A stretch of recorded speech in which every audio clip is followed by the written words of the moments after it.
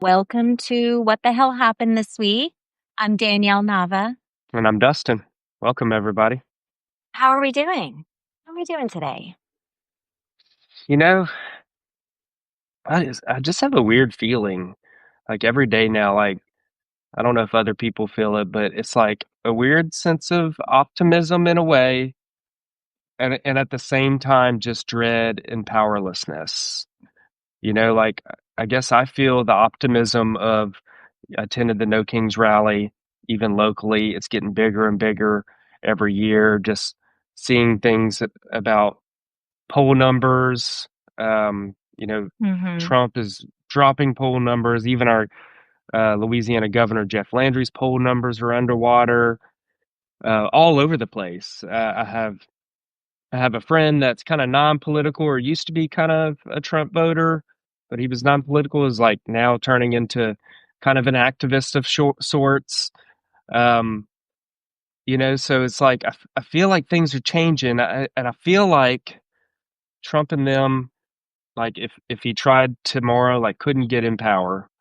Um, but at the same time, it's like I don't know if any of it matters because he's just seizing power before our eyes, and it seems pretty obvious he's never going to leave. And Right.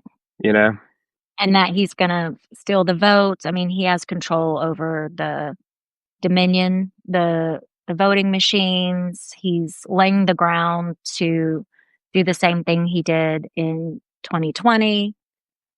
So I hear you on that. And you brought up No Kings. I want to point out some statistics because the sort of rule of thumb says that you need, what is it, 3.3% of the population, yeah, 3.5%. I forgot what the 3.5%, yeah, which comes to 11.9 million people uh, protesting in order for the movement to be strong enough to where you can get what you want out of the movement. Um, and back in the summer or spring, the attendance was at around 5 million. And this last past weekend was at 7 million. So it's progressing. More and more people are joining. So again, that speaks to the optimism, but it also, it's great. Protest is the best form we have to fight against what's happening as of right now. But then, yeah, like you said, that underlying, well, is it actually going to make a difference this time? Is it actually different this go round? yeah, I definitely want to hope so. But it's like seeing Trump just not really care what anybody thinks about anything anymore. Destroying the White House. Very unpopular. People hate it. Doesn't seem like I he gives a heard I damn. heard he was trying to limit people sharing pictures of the White House, the East Wing completely destroyed. Yeah, I'm surprised he's even doing that because he's clearly breaking all kinds of laws just at a breakneck speed every single day. Um, And it you just know, it, highlights another thing that he blatantly lies about, that footage of him saying, I'm not going to, I respect that part of the White House. It's just going to be separate. Like, again, like blatant lies. He knew. And then also the Caroline Levitt saying very openly that his main priority is that ballroom right now. yeah, and that's just scary because you know, why would you build a ballroom if you're only going to be there for another few years? A giant, expensive ballroom. And I was looking today at a news article. He's been saying it's like private funders, um, Mm. and that's how he's like trying to get out of skirting some of these rules and laws associated with changing the White House. And it's just like a who's who of just corporate donors that he's been like holding under his thumb to get what he wants. He's like allowed mergers and stuff happening with some of these Federal Trade Commission approvals and stuff like that. And it's obvious now that he's allowing them to do certain things, but like making them pay for whether it's a direct bribe to him or a bribe to pay for this ballroom, and the just levels of corruption nobody has ever seen before. I mean, at least in the last 100 years, definitely in all of America, that we've ever had this level of corruption. And the fact that it's just been normalized now, that I had to look it up, in a news article that's just buried in you know the mini breaking news that happens every day. I mean, I don't know if mainstream media is covering it. I don't know if newspapers are covering it, but everything that's happening is so important. And again, going back to it, like he's building it because he's not planning on leaving. He wants to throw parties on there to the day he dies in that place. They're gonna wheel his Weekend at Bernie's body out into that ballroom if they have to. And Yeah, and Steve Bannon straight up came out again and saying it every week, like he's not leaving. He's going to be president in 2028. the We had work that he is putting into normalizing that is, I don't know why we aren't all up in arms. The people are, and it's working because now we're absorbing that information as if it's normal and okay. Well, yeah, and I think we are kind of up in arms, like we have hundreds of millions of people in the America that are up in arms about it, but like, what do we do? I guess I You mean know? like the media, like, it's like a fight for what's the most important story. But as you said, there's dozens of stories every day that deserve the spotlight. But Yeah, and some of them push back a little bit, but again, they just because of how interviews go with reporters and stuff, they have a time limit and they push back a little bit and then they let yeah, them get the last word, which is yeah. usually a lie, and then they cut to commercial. You're So exactly right. You're exactly right. That's so exactly I what don't know happened. if I don't know what else we can do, and Hmm. it seems to me the only option we have we have people power, but the people power needs to be reflected in Congress, and they're Right. just straight up stealing the seats. Um, and It's you know, shocking how little Congress is doing. It's laws against it. I don't know. I guess we don't. Even if there is laws against it, it just seems like they're just doing it anyway. mhm. Um, that they're just blatantly breaking laws. I mean, we're having that here in Louisiana legislature right now. We have a special session to um, to redraw the maps whenever the Supreme Court comes down with their decision on the Voting Rights Act. Like they're just taking down the Voting Rights Act. In Louisiana and Mississippi have the highest black population in the nation. That already black representation is low and Democratic in conjunction with that, because if you're a white Democrat or it affects you as well. We're already low, and they're just going to completely wipe out our representation, and they're just not even shy about it anymore. And They don't have to um, be. yeah, They're and wearing it as a badge of honor. yeah, and we're protesting that. We're sending the Power Coalition of Louisiana, sending a lot of people. I saw Troy Carter was at the special session yesterday at the Capitol. Everybody's talking, and just reminded me of the redistricting session that we had in 2022, whenever they had the redistricting roadshow, and the mostly Republicans were traveled around to get input from everybody, and What a we had we charade. we packed What a fucking we packed charade it. that was. Yeah, we packed these auditoriums saying what we cared about. And they just completely ignored us. That Um, they were no, one of our representatives fell asleep on the stage and he got yeah, called out. That's how disgusting it was. yeah, they just don't give a damn. They're gonna change the maps no matter what, no matter how much we protest. I mean, we have to do it anyway. When Um, is the Supreme Court decision supposed to come we out? don't know. We don't know. So usually in the fall, I was reading. Usually, if the case is in the fall, which it was just like a week or two ago. That's usually not until the next spring that it comes out. So they're preparing to um, right with this special session. They're changing our primary election dates. They're like trying to push back our election dates. So if the Supreme Mm. Court decision comes down, they have enough time to hurry up and change the maps before the qualifying and the primary election date, so they can hurry up and squeeze out and take a Democratic district.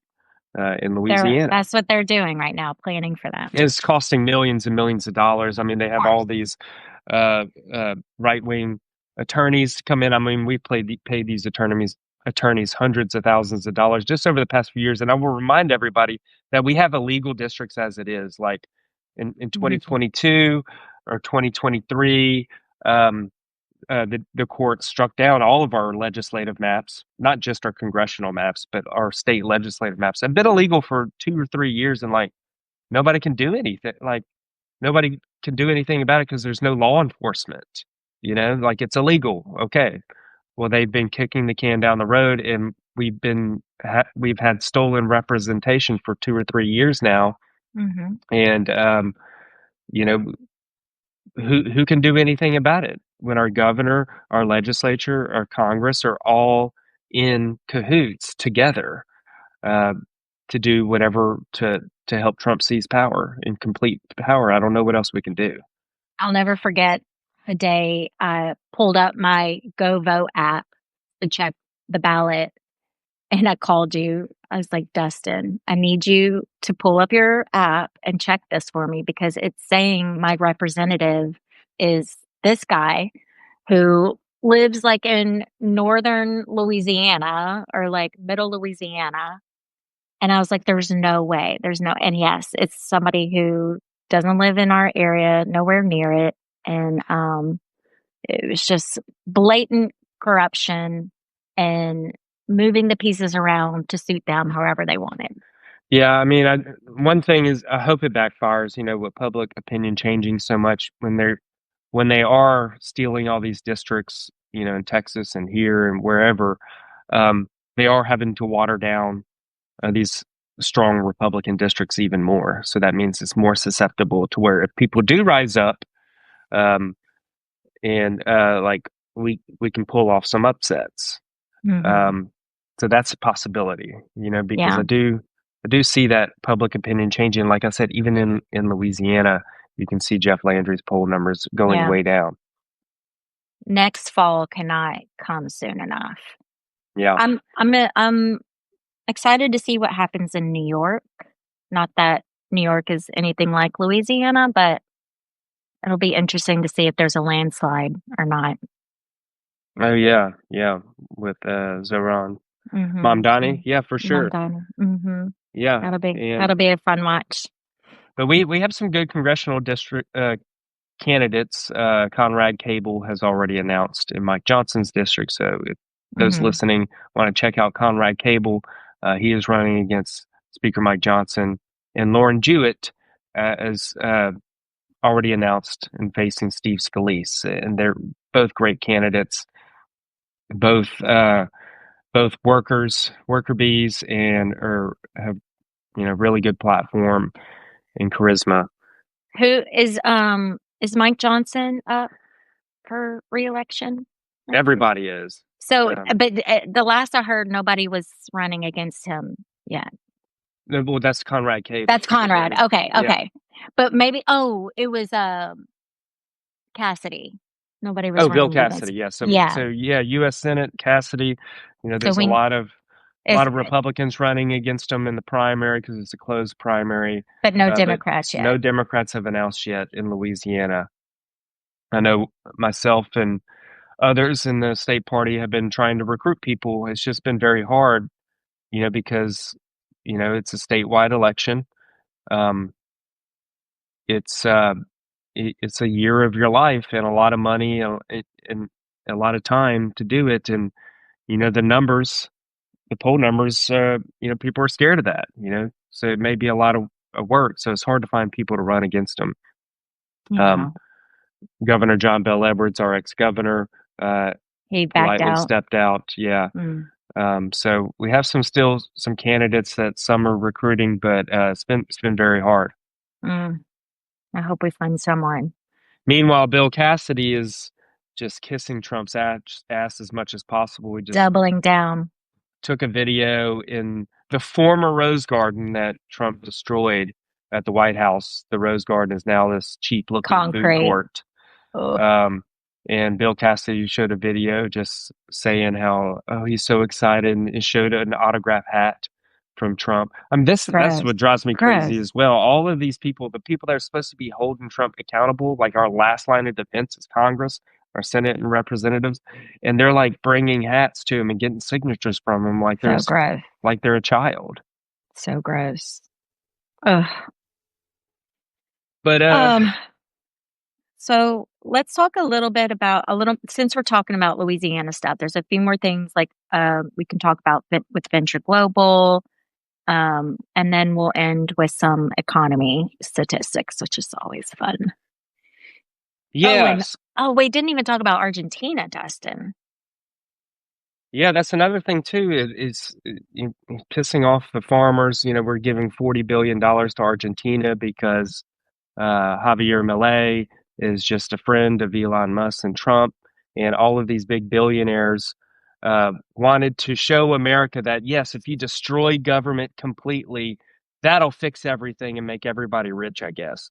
You know, so a lot of Trump's billionaire friends like invested in Argentina because they believe in trickle down economics. They really believe like if you just destroy government completely and have this fake free market where companies are just have no regulations at all, that everybody will somehow prosper. It's crazy that they actually believe this, but they really do, these billionaires. So a lot of them put money in there and they're finding out, oh, if you destroy the government, like it's actually going to create a collapse of society over there.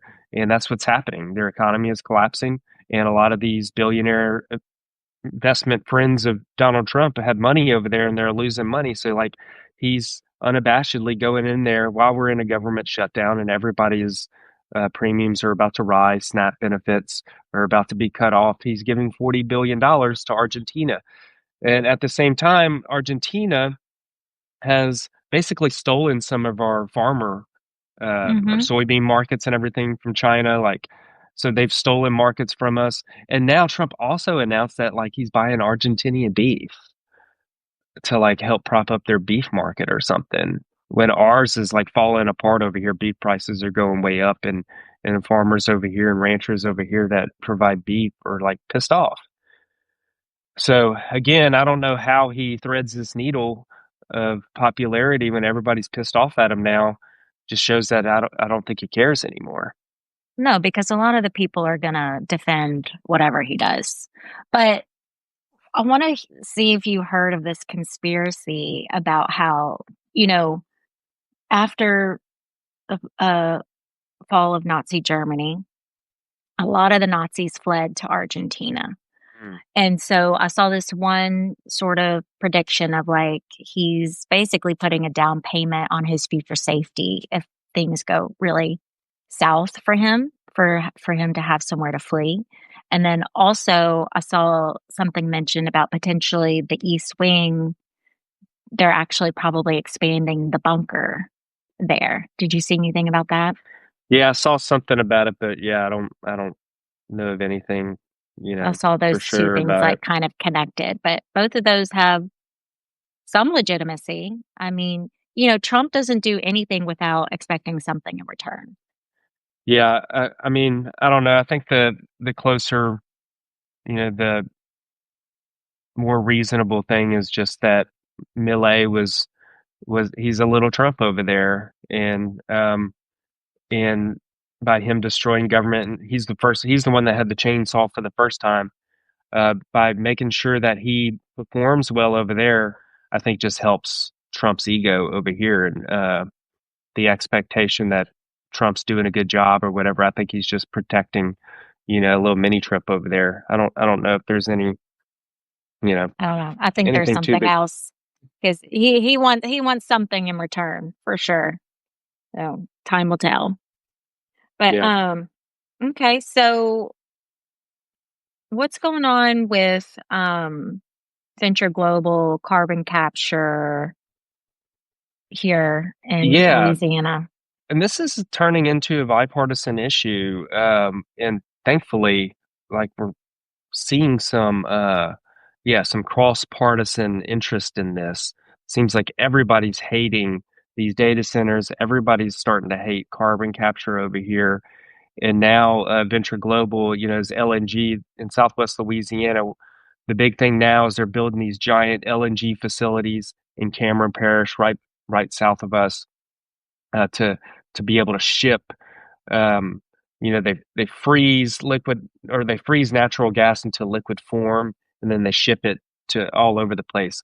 But they basically just destroyed Cameron Parish, south of here. There's just now it's just massive plants for this LNG, but it's starting to catch up with popular opinion as well in a negative way, because they're building a new one out there, and they just destroyed like all these shrimp habitats, And where they do oysters. spawning and stuff, and oyster habitats. And like we're like all one of the big things about Louisiana is like our seafood. That's like Hmm. part of our identity. Our Yeah. cultural identity is so tied up into seafood, and they're destroying it over there. And shrimpers are already, over the past number of decades, have left.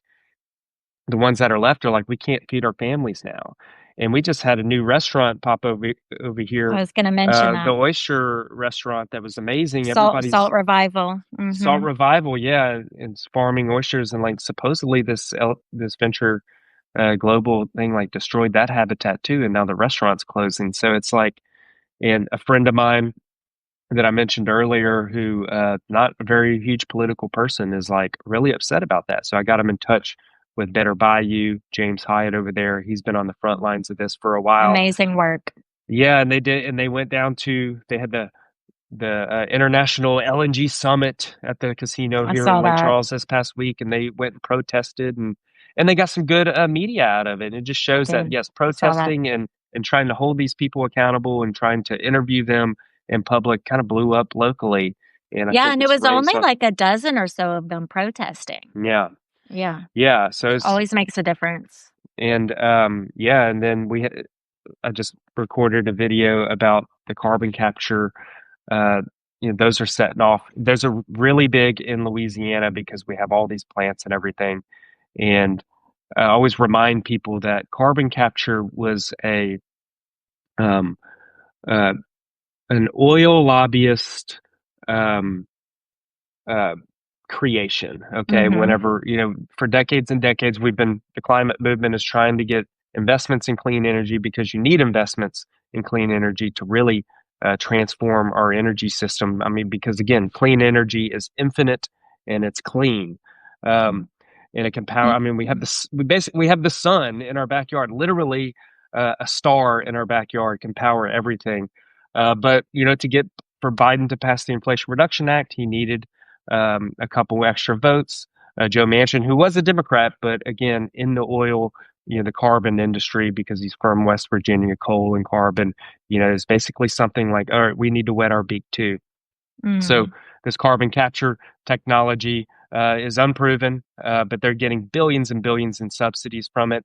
At the same time, like, and we know that this is a Republican uh, plan, because uh, Trump is getting rid of all of the clean energy investments, and he's keeping the carbon capture subsidies. Just shows that they're just trying to funnel money into the oil companies. And there's one in Ascension Parish, next to Lake Maurepas. Lake Maurepas is the lake right next to Lake Pontchartrain, the big lakes over there by New Orleans, and they're trying to run a pipeline of this basically just concentrated pollution from all these plants, trying to run a pipeline for miles through residential neighborhoods and schools, and they could rupture. I mean, we have hurricanes, we have floods, everything, and Yeah, what happens when they rupture? yeah, something like that happened in Mississippi not that long ago, and 49 people were hospitalized Oh my. just from a leakage of one of these pipes. So again, like I'm, I'm It's like trying to tell creating a everybody, little concentrated bomb just under the surface. yeah, and it's good to see people are upset about it, because it's a nonpartisan issue to like care Mhm. about our environment. You know what I mean?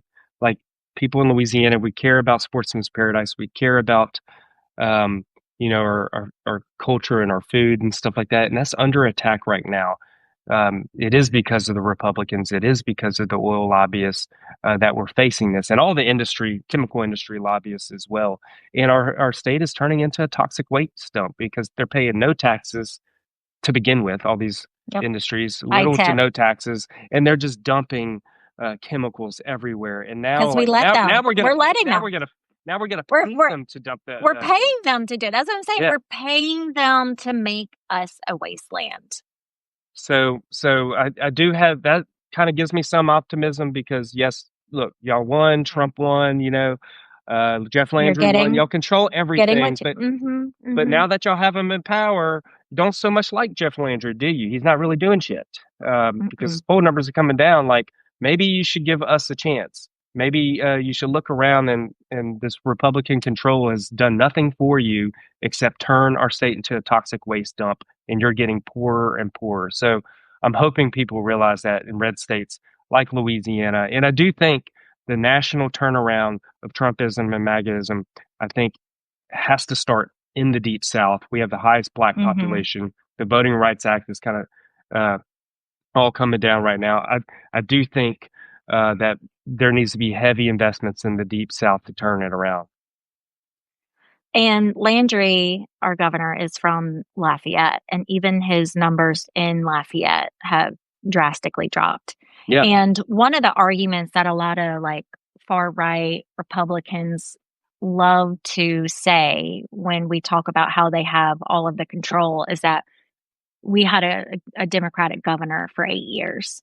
But people need to learn, they need to learn quickly. And I know everyone on here knows this, but whoever's in control of the legislature is who makes the laws. John Bel Mm-hmm. Edwards only had the power to veto some destructive bills that were getting pushed Mm-hmm. through.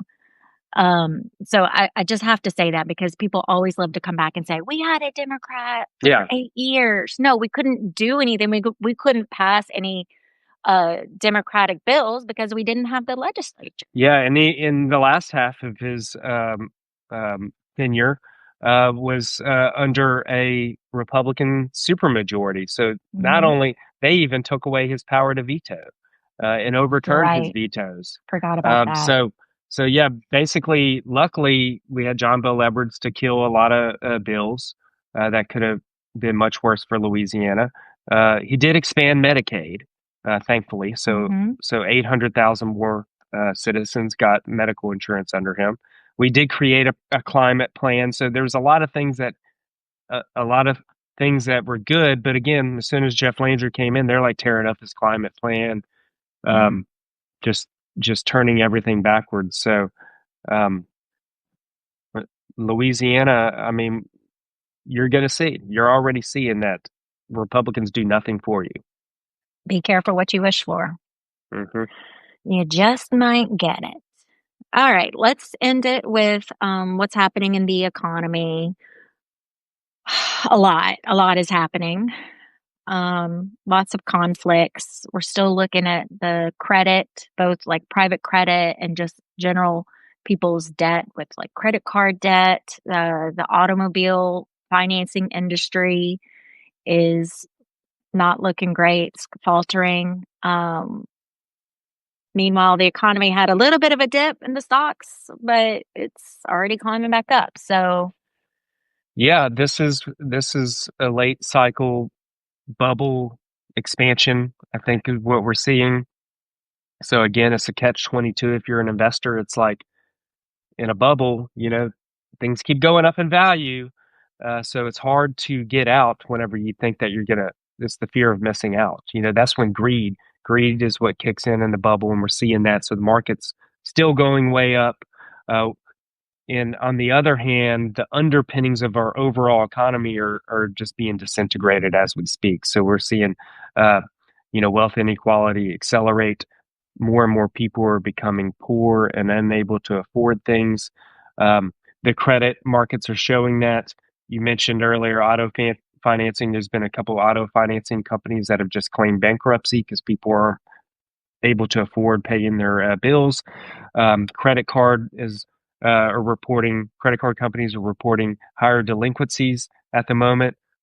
And also, what's crazy, it just shows that we're in a bifurcated economy where, the top 10, top 20% of income earners are doing very well. They're paying their credit card debt and stuff. And at the bottom 80, things are getting worse and worse as we speak.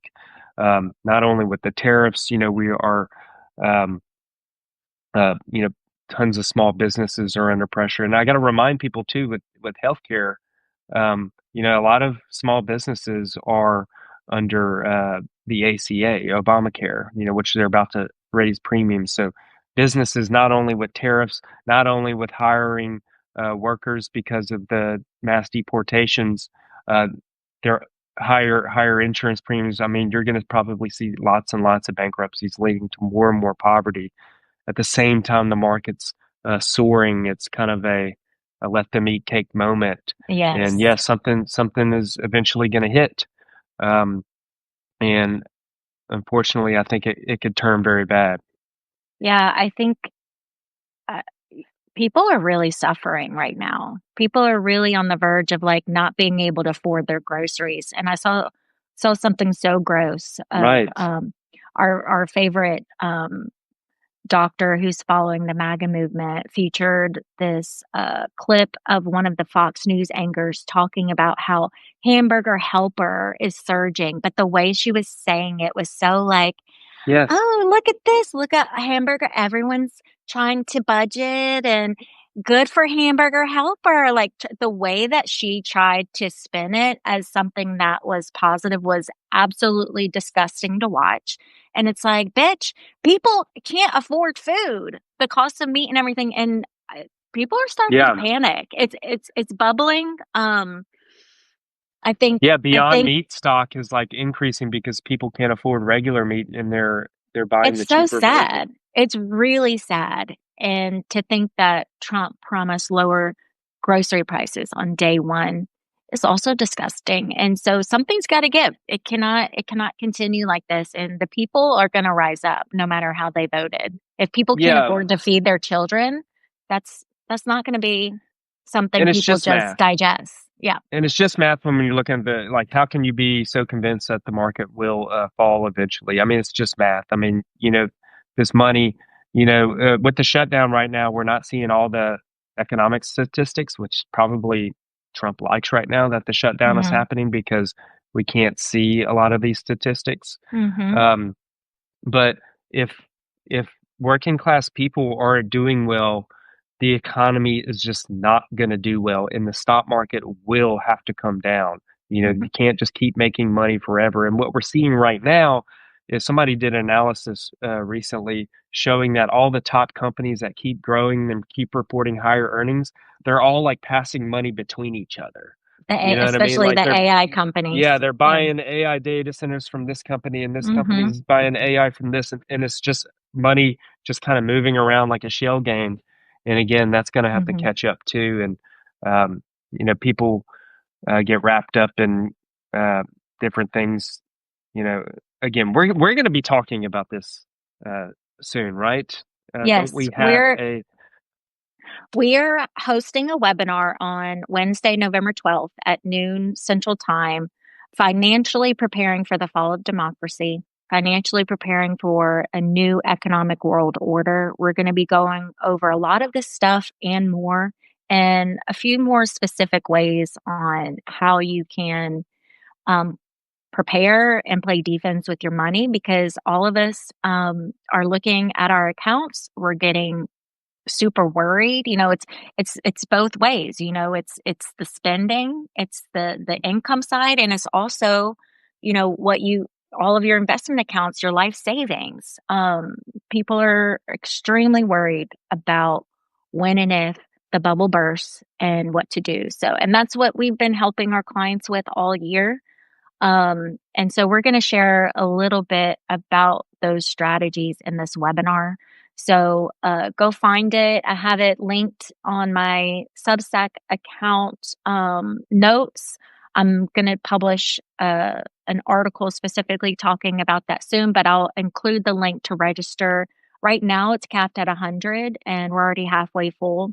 So go register. Everyone who registers will get a copy of the recording, but I will say we're going to have some bonuses and surprises for people who show up live. So go register for that.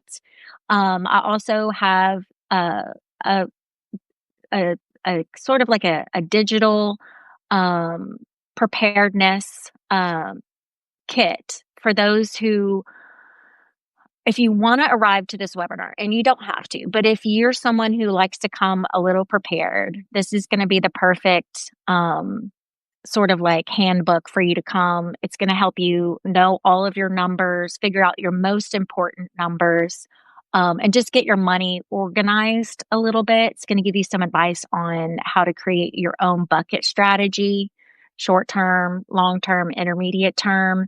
It's got stuff on high yield savings accounts, and some bonuses on aligning your spending with your values. So I'll also include that. It's called the Money Date Worksheet. It's a great supplement if, well, for anyone really, but if you, because, you know, we talk about this a lot. I think most people don't know what's coming in and what's going out. They don't know their net worth. They don't know the total amount of debt or what their interest rates are. And they don't know what they have left over each month. So they just spend what comes in. And if an emergency pops up, they put it on the credit card and then just reduce their spending in future months. So it's like, it's a very defensive Mm-hmm. strategy that most people have. And that's how you kind of get in that quicksand. So this tool can help you kind of take control over that, empower yourself, and be proactive with your money. So I'll include those links in the show notes. So make sure you subscribe to both of us. And we can't wait for that webinar to talk with y'all a little closer. We're going to have a Q&A too. So don't miss it. And we are going out of town next week for a work conference, but we should be here for Halloween. Maybe we should dress up a little bit. Yeah, maybe so. All right, y'all. Have a great weekend. We'll see you next week. Thanks for Bye, y'all. joining us. Bye.